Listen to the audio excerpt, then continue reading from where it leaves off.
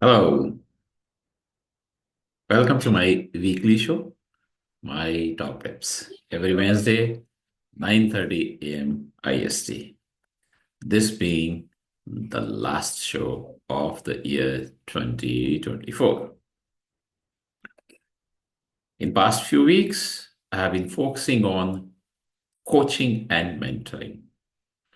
The first one was about the difference between or understanding the difference between training, coaching, and mentoring appear to be similar but are different. The second one, I provided my top tips on selecting a coach or mentor. Today, the focus is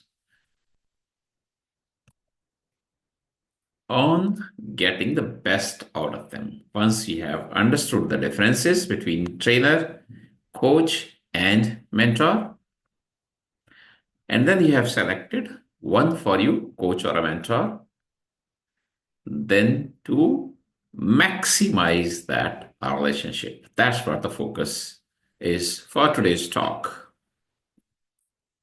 A coach or mentor can play a transformative role in your life. The results depend not just on their experience and expertise, but also on your commitment, preparation, and approach. So, today we'll discuss how to maximize the benefits of coaching or mentoring by being an active, dedicated, and engaged participant. So, I give my 10-point formula for getting the best out of your coach or mentor. But the first, before even the first of the 10, is I request, suggest, I recommend you go through earlier two blogs. My recording stop tips are short discussions. Even those recordings are available on my YouTube channel, or detailed writing is available through my blogs on my website, www.damandevsood.com. Once you have gone those two blogs, then I request your focus on these points. Clarify your objectives. And objective today is to get the best out of your coach or mentor. Commit to the process. Prepare for every session. And some of these points will be equally applicable to the coach or mentor as well as the coachee or the mentee. Both need to prepare, both need to commit.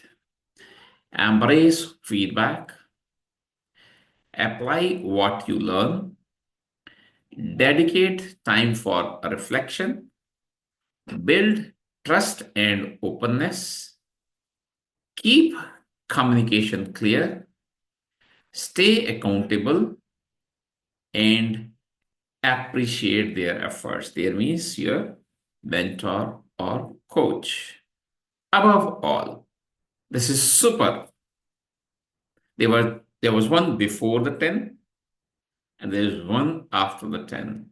Above all, dedication, time, and effort from your side will determine the success of your coaching or mentoring journey. True growth requires going beyond the ordinary. We'll spend a little more time on each of these 10 points now. Specific and realistic goals drive progress. We have been using that term SMART goals also. Revisit the goals you defined earlier and ensure they are clear, actionable, and aligned with your needs. When it comes to commitment, dedication, time, and effort are essential for change. Through coaching or mentoring a relationship, you are looking forward to a change in your life, personal or professional life. So, dedication, time, and effort are required. Coaching requires effort beyond your regular routine. True change doesn't occur within 9 to 6 mindset, and match the commitment you expect from your coach or mentor. As I said, some of these points will be equally applicable to both sides. The coach or mentor needs to be committed, but equally, the commitment has to come from the coachee or the mentee also. Preparation is required from both sides. Preparation shows respect and maximizes value. I take this to be very serious. Anyone. So if I do not go to a meeting, to a coaching or mentoring session well prepared, then I'm not respecting the person on the other side, my coachee or mentee. But that's equally applicable from coachee or mentee's side also. Reflect on past progress and challenges. List questions or areas needing guidance. Bring relevant examples to discuss. This helps with examples. Good if those are real examples, and better if those are from your life also. Feedback is very important. This fuels growth. Welcome both positive reinforcement and constructive criticism. So, when expectation from coachee or mentee is to accept it, the expectation from the coach or mentor is to not only be critical, but to provide positive enforcements also. Avoid defensiveness. Don't go defensive, please. That means we are just putting up a wall. We are closing our eyes, ears, and minds and hearts. So avoid defensiveness. Focus on improvement opportunities. Learning is good, but then what? We should then be able to apply that. I say competence. Learning is not competence. Competence is my ability to then apply that learning or use that learning. Insight without action is meaningless to me.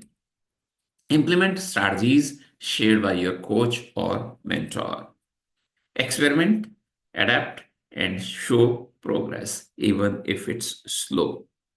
Inch by inch, keep moving towards your goal or objective. Time reflection is very important. Growth requires self awareness, self talk. Allocate time to reflect on learnings. Think about how you are applying them in real life. Trust is very important. I said earlier, do not close your eyes, ears, and mind. There is an old saying that the minds and the parachutes work only when they are open or when they open up. Trust and transparency are the foundation of success. Be honest about your challenges and aspirations. Share openly to enable your coach or mentor to guide effectively. So, once again, please do not hide from your coach or mentor, as we say from the doctor also.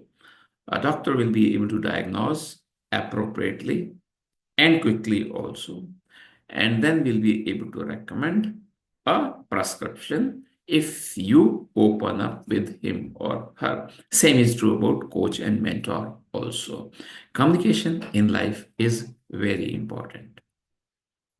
So that continues in crisis management also, I say, and that continues in this relationship of coach, coachee, mentor, mentee as well. Clarity keeps the process productive. Provide update on progress. So stay in touch with your coach or mentor, please. Do not forget them. Ask questions and clarify doubts. Share feedback on the process to enhance effectiveness. So it's a two-way game. It's not only that the coachee, you or mentee gains from this relationship. The coach and mentor also stand to gain. For that, feedback, two-way communication is very important. Accountability is important. I go up to an extent of saying that you may be little less responsible, but be more accountable, please. Accountability reflects your commitment. Fulfill your promises, tasks, sessions, and follow ups, whatever has been given to you for reading or any assignments, etc. Demonstrate seriousness about your growth. And the last point, 10th point, is appreciate your coaches and your mentors' efforts. Gratitude fosters mutual respect, and respect is very important in life from both sides. Acknowledge the time and expertise your coach or mentor provides. Express your appreciation sincerely. So, mean what you say, say what you mean. Final tip while concluding today's session, I will say success requires mutual dedication and effort. Approach the journey with intentionality and commitment. Be prepared to invest time, effort, and focus. Growth is a partnership. Embrace it.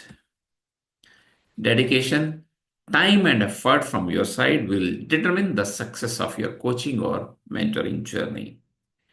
True growth requires going beyond the ordinary. This was the last top tip of year 2024, but my weekly show, my top tips, will continue throughout 2025 also.